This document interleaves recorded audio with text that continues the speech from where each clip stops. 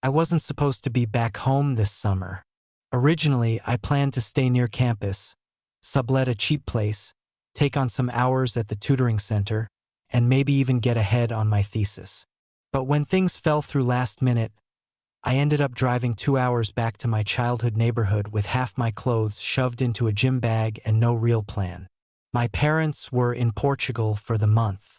Their anniversary trip, something they'd talked about for years. I had the house to myself, which should have felt like freedom, but it mostly felt empty. The neighborhood was quieter than I remembered. Fewer kids playing outside. Fewer familiar cars in driveways. It was like the whole place had slowed down since I left. I'd only been back 2 days when I saw her again. Claire, though back then, I never used her name. She was always just Mrs. Bennett, the woman across the street. My mom's old friend, widow, yoga teacher, the one who brought lemon squares to barbecues and smelled like eucalyptus. When I was a kid, she used to babysit me when my mom had late shifts at the hospital. But we hadn't really spoken in years. That afternoon, I was mowing the backyard, drenched in sweat, earbuds in, when I saw movement across the fence line. I turned just in time to see her walking down her driveway in fitted jeans and a white t-shirt, holding a box. She paused when she saw me, like she didn't expect to catch me there. She smiled, a slow, surprised smile. "Look who's back," she said, raising an eyebrow. I pulled out one earbud, already feeling flushed from more than the heat. "Hey, Mrs. Bennett." She laughed softly. "Claire, I think you're old enough to drop the formalities, right, Claire?" She stepped closer, stopping just at the edge of the fence. "I saw the car. Figured your parents came home early. They're still in Portugal. I'm just crashing here for a few weeks. Summer didn't go exactly as planned." She tilted her head slightly, her eyes scanning me in that careful way older women do. Not invasive, just observant. "Well, it's good to see you. You look—" She paused, as if reconsidering the next word, then finished gently, "grown." I gave a nervous half-smile. "Time does that." "I suppose it does." The silence that followed wasn't awkward, just strange, like two people trying to reconcile memory with reality. She wasn't the woman I remembered in my mind, the one who helped me with snacks and stories and bedtime cartoons. And I wasn't the kid who used to fall asleep on her couch. She glanced down at the box in her hands. "Actually, I was going to ask your dad if he could help me with something. But since you're here," that's how I ended up carrying a heavy old stereo system from her garage to her living room. She said she wanted to donate it or smash it with a hammer. Whichever came first. Her house smelled the same. Sandalwood, tea, something warm in the walls. The furniture had changed. The energy hadn't. It still felt like a place where people took off their shoes and talked about things that mattered. When I finished setting the stereo down, she handed me a cold glass of water and nodded toward the couch. "Sit for a sec. You're about to keel over." I laughed. "It's possible." I sat down, wiping sweat from my forehead with the hem of my shirt. She stayed standing for a moment, like she was deciding something, then walked over and sat beside me. Not across from me, not on the armchair nearby, but beside me. There was a small sound as the couch cushions shifted. Her knee brushed mine only slightly. I pretended not to notice. She sipped from her own glass and exhaled like the day had been long. "I always forget how quiet it gets around here in summer," she said, eyes on the window. "Especially when there's no one to talk to." I nodded. "I've definitely noticed." She looked over at me, her face unreadable for a moment. "It's strange, isn't it? Coming back. Seeing everything the same, but feeling different inside." I swallowed. "Yeah, exactly that." She didn't say anything for a few seconds. Just looked at me. Not in a weird way, not inappropriate, but direct, like she was measuring something, like she wanted to say more but wasn't sure if she should. Then she smiled and stood up. I won't keep you. You probably have more exciting things to do than chat with your old neighbor. Not really, I said, surprising myself.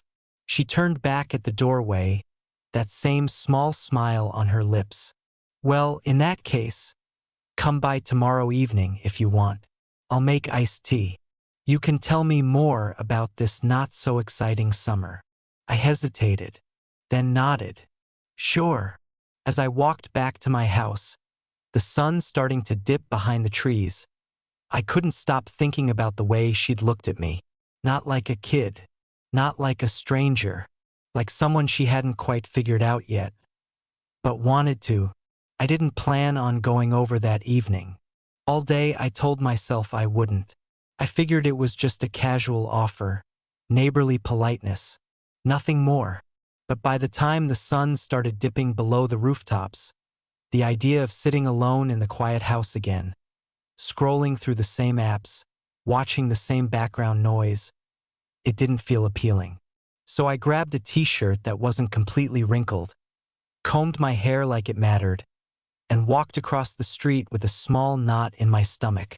Her porch light was already on, casting a soft gold circle on the steps. I paused before knocking. It wasn't nerves exactly, more like a hum in my chest, something unspoken. She opened the door before I could raise my hand. I saw you coming, she said with a smile. Didn't want to risk you chickening out. I considered it. She laughed and stepped aside. Too late now. The house felt different in the evening. Warmer, softer. A small table lamp was the only light in the living room, and something mellow played low from a Bluetooth speaker in the corner. Jazz, maybe, or a film score. A movie paused on the TV screen. Black and white, something old. You hungry? She asked as she passed into the kitchen. I made snacks. Nothing fancy. I wasn't sure if 20-somethings still eat carbs. Only exclusively. She returned with a tray olives, crackers, cheese, grapes, and a bottle of wine. I figured, she said, setting it down. If we're going to talk about our respective boring summers, we might as well pretend we're in a European cafe. I raised an eyebrow. Is wine part of the iced tea tradition? She shrugged. I lied about the tea. We settled onto the couch. This time, she curled one leg beneath her and angled toward me. The tray sat between us on the coffee table, and she poured 2 glasses without asking. I took mine with a quiet thanks and sipped. It was dry, a little sharp. Terrible, isn't it? She asked. It's sophisticated, I said diplomatically. She laughed. You're too polite. The movie started playing again. Something noir, moody. We didn't talk much at first. Just small comments here and there, bits of laughter. I could feel the distance between us on the couch shrinking, inch by inch like gravity. At some point, she reached for more crackers and leaned closer, just enough that her shoulder brushed mine. She didn't move away. Neither did I. So, she said, tell me the real reason you came back for the summer. I hesitated. Plans changed. That's vague. I guess I needed to reset.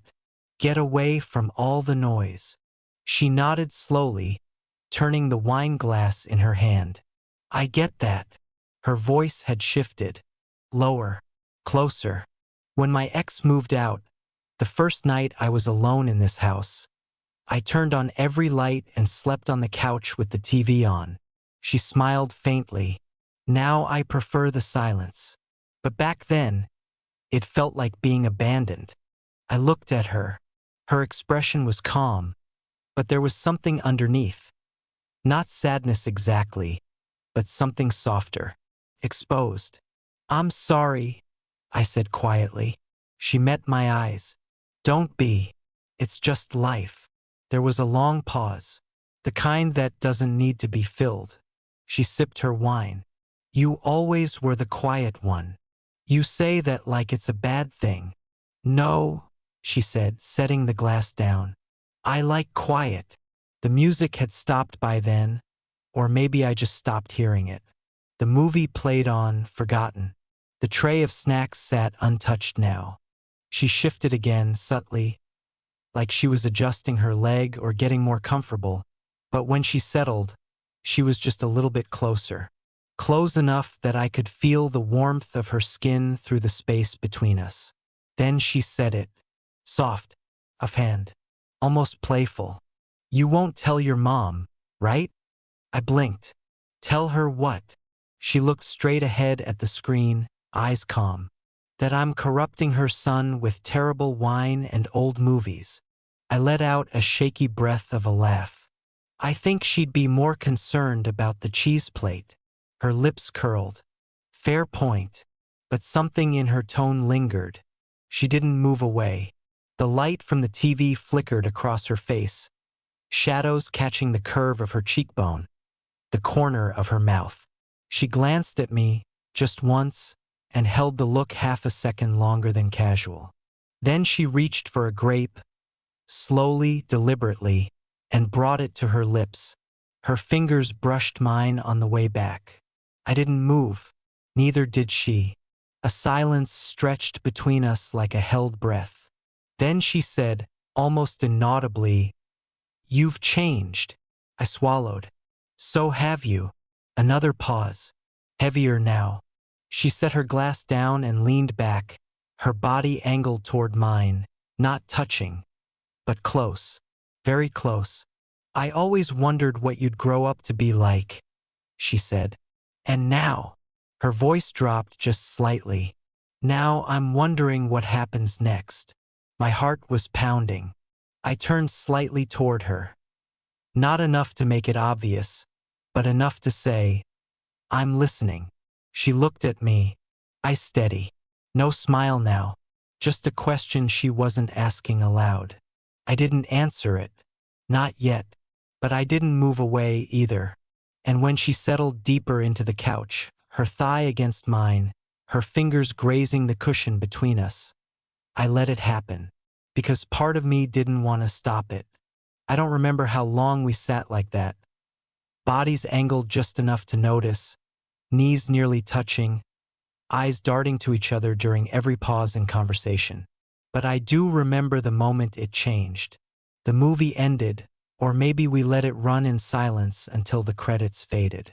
I wasn't watching it anymore. Neither was she. Claire picked up her empty glass and turned it slowly in her hands. The faint scrape of her ring brushing the surface the only sound in the room. Then she exhaled, short and soft, and leaned back into the couch fully.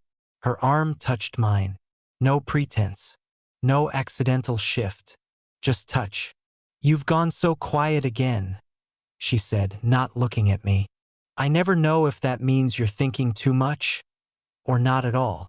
I'm thinking, I said. She nodded, still not looking at me.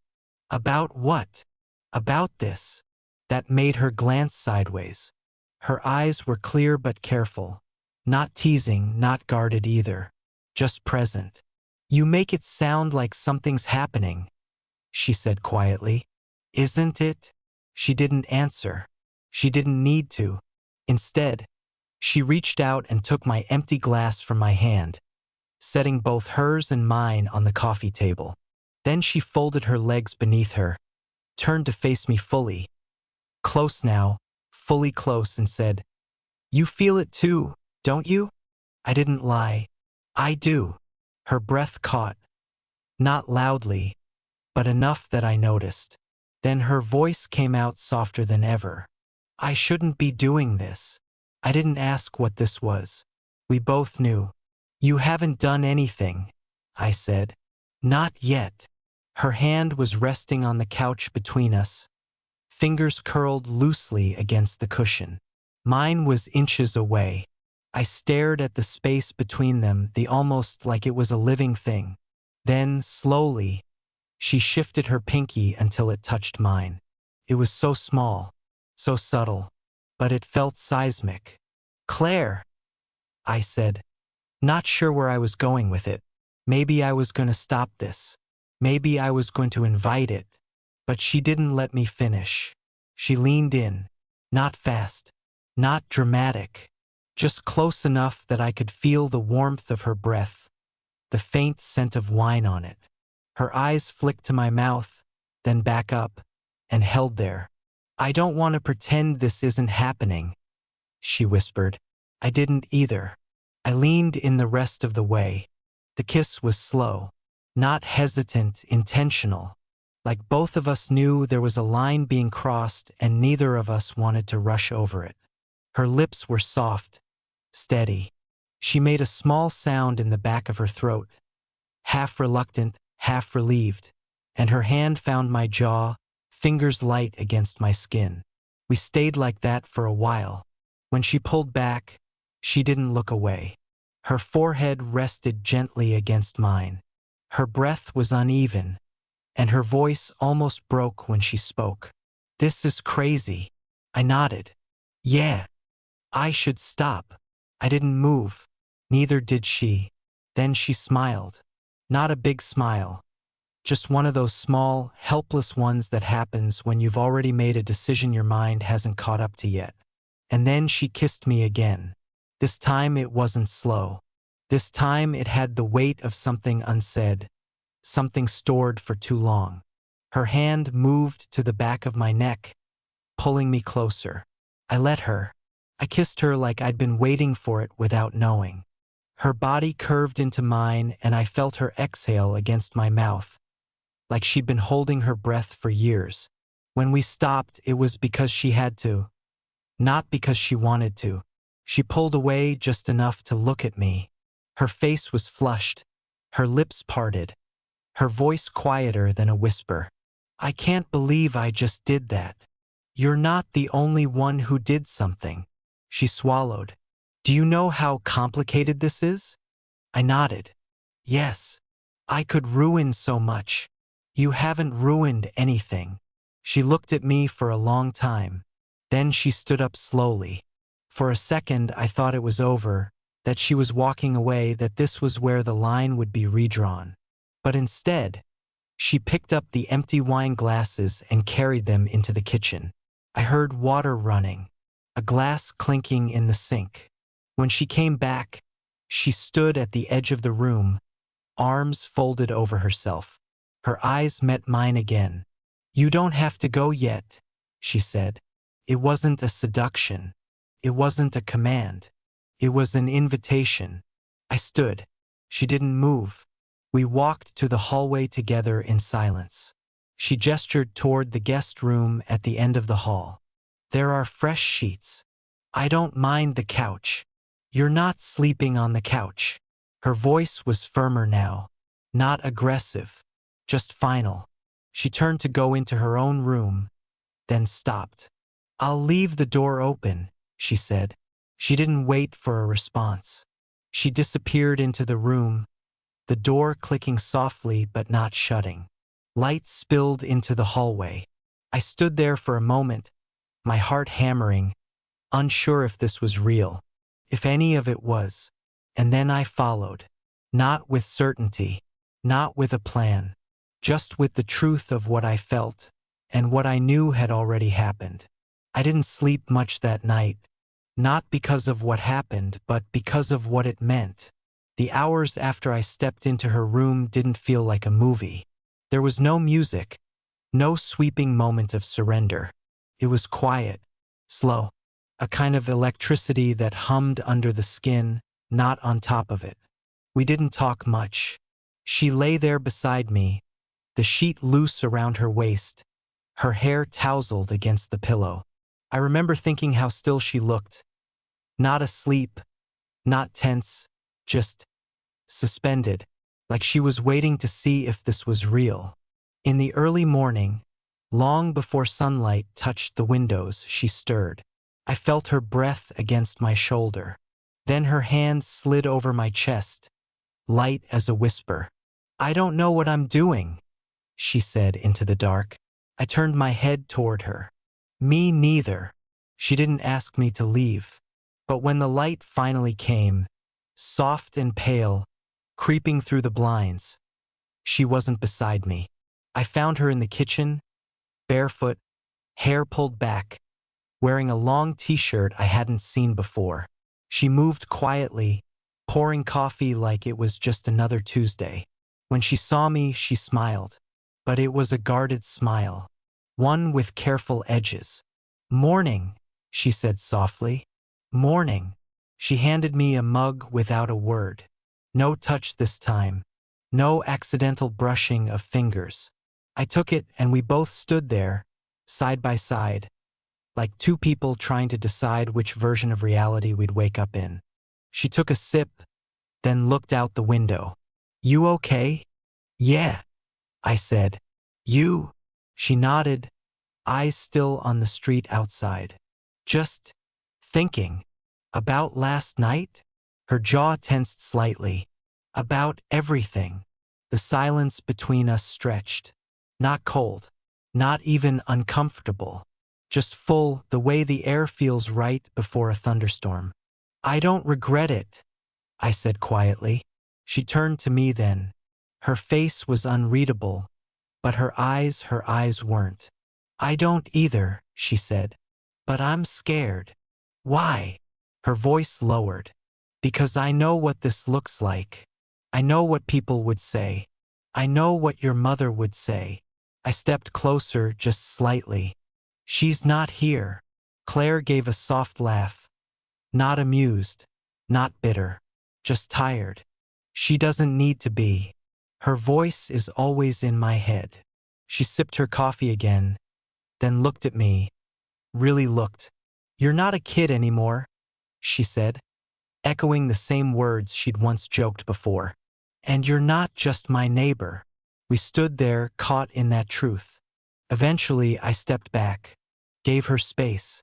She didn't ask for it, but I knew she needed it. "I should shower," I said, setting my mug down. "Then head back across the street. The lawn won't mow itself." She smiled faintly. "Back to domestic duties? Somebody has to keep up appearances." She didn't stop me from leaving, but just before I stepped outside, she called out, voice soft, hesitant. "Are you coming back?" I turned. "Do you want me to?" Her answer was almost a whisper.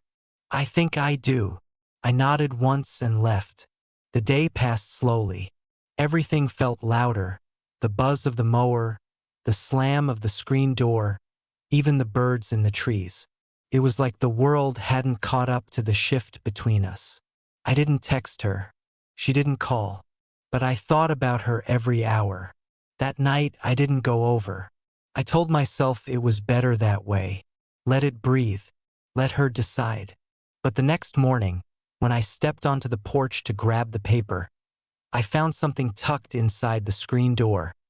A folded note, written in neat, slanted handwriting. "If you're free tonight, the movie's at 8. Same couch, same wine.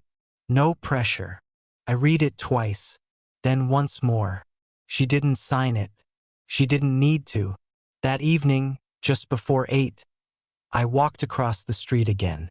Not because I needed answers, but because I already had one.